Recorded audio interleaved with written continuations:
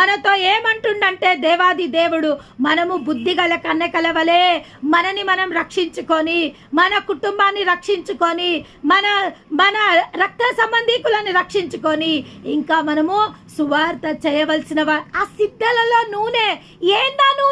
నూనె దేనికి సాదృశ్యము? నూనె దేనికి సాదృశ్యం అంటే ఆత్మల రక్షణ కోసం సాదృశ్యము. ఆ వెలుగు దేనికి సాదృశ్యం అంటే మనం అనేకులను వెలిగిస్తున్నామను ఆ వెలుగుకు సాదృశ్యము.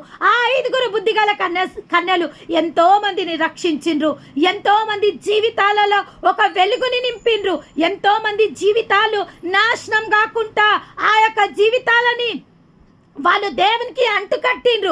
కాబట్టి వాళ్ళ జీవితాలు వెలుగుకుంటా ఉన్నాయి. కానీ బుద్ధి లేని కన్యకలు వాళ్ళు మాత్రమే రక్షించుకొని, మేము మాత్రం రక్షింపబడితే చాలు, రేపు దేవుడు వచ్చినప్పుడు మేము ఎట్లనన్నా దేవుని దగ్గరికి వెళ్ళిపోతాం.